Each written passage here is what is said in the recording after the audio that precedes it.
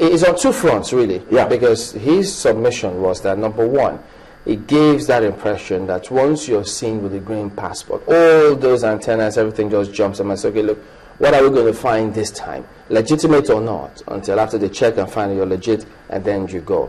So he was speaking to the fact that we need to begin to do certain things to ensure that, okay, they see the attempt of us trying to clean up and tighten the passport to the extent that if you even start speaking, then they listen. So, for those innocent ones who go out there with the passports, they to face somebody, it didn't just start.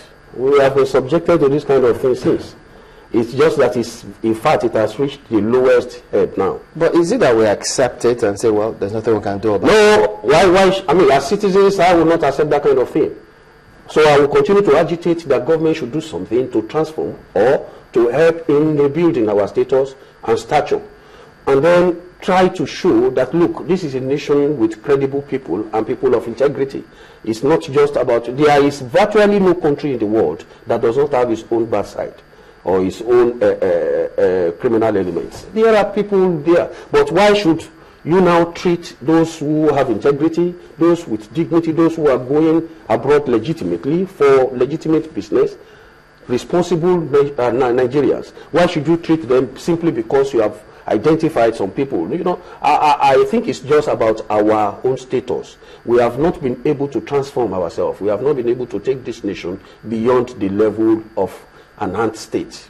You know, an ant state. We are falling from being a giant of Africa or whatever giant of whatever to an ant. How should we begin to address this challenge? Yes, we can address this by having leaders with vision. Leaders who have the political will to let the international community know that this is a different Nigeria. This is a new Nigeria. And how do you begin that? First, you have to ensure that domestically all the necessary things that should be done that can enhance my image outside are done locally. One, you have to fight corruption. Two, you have to ensure that the judicial system works.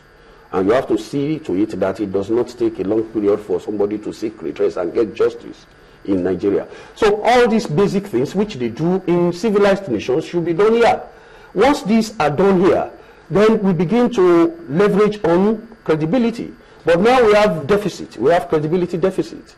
So that, and again, we have policy deficit, policy so much. So all these things are affecting our image because we don't do things right in this nation.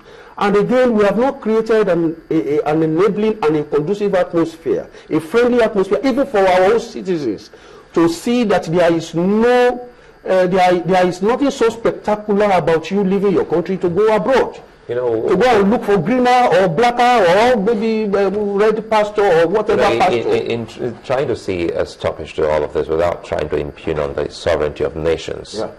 How can the world come together and stop the death penalty?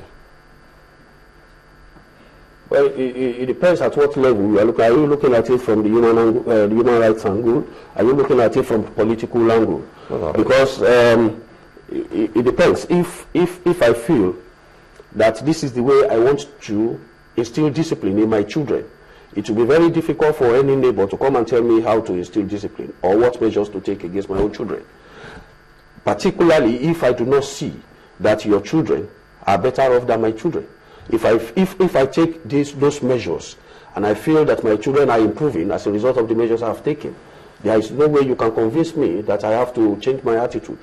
So it depends. If a nation feels that, look, the Indonesians, they said 33 people dying on a daily basis as a result of cocaine. And meanwhile, you can have some other nations where you just have about maybe 2, 1. You understand? So it depends. Somebody having 1, somebody having 2 will definitely not put penalty, death penalty.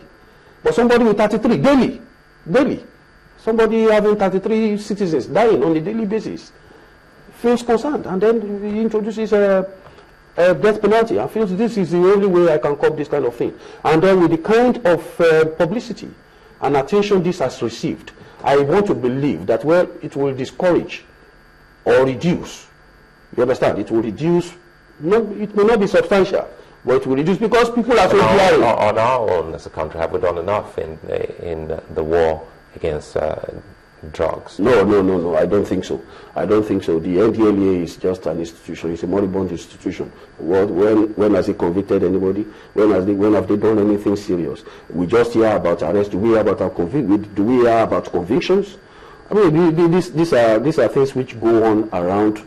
People trying to settle, and then people are released, either in self-recognition, on bail, on whatever. And then you don't hear anything about it again. So it's not a serious something. It's not a serious. In fact, do we even have institutions in Nigeria? So it's not a serious institutional thing. We do, but they just need to be strengthened. So yes, that's what I'm telling you. But once they are weak, or they operate from a very weak level, you understand? Why is that functional? Does it functional? What does it take to change our foreign policy, or do we need to change it? No, well, to some extent, yes, I think the objectives are okay, even though they are too ambitious. I think they are realizable. They are realistic and they are realizable. Unfortunately, we do not have the leaders with the political will to be able to carry out this. We don't have pragmatic leaders. We don't have people who have the vision. The problem we have is vision. If you have a leader who has a vision that this is the height I want to take Nigeria to, you have a role model, or maybe you have a model, or you have a particular nation in mind, and say, okay, why are the Americans respected? Why are my citizens despised? And then you feel, okay, this is good. Why can't I emulate? Let people talk and say, we cannot be America in one day or anything. But if that is the model, if that is the paradigm you want to adopt, well, why not? So if you see people doing civilized things and it pays off, so why not?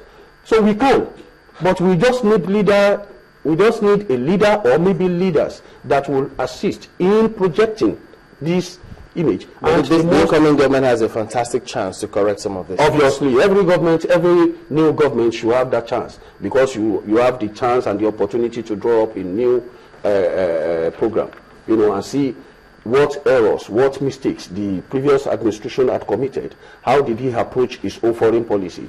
What did he do that was wrong? What can I do to make it functional?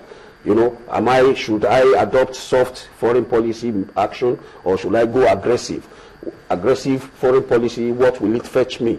You understand? Do I have to set up a strategic team to say, okay, let us have options? You have diplomatic maneuverability, you have economic sanctions, you have military capability, you have all this. You draw up actions based on settings. And then when you have all these actions, any nation that does anything, or any nation that try to spite us, then you look at the options available out of 10, which you have drawn up. I doubt if we have, because each time anything happens, that is where we now set up committee. Can you imagine people setting up committee, and for 11 months, they were working, and yet they could not release those people that were kidnapped by the Somali pirates. For 11 months, a committee, this is a nation of committee setting. Wow. They set up committees and nothing is achieved. $1 million was the ransom that those people were asking for.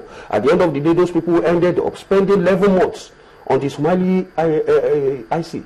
They spent 11 months, and then at the end of the day, possibly the government still paid the 1 million. And meanwhile, it happened to the Americans.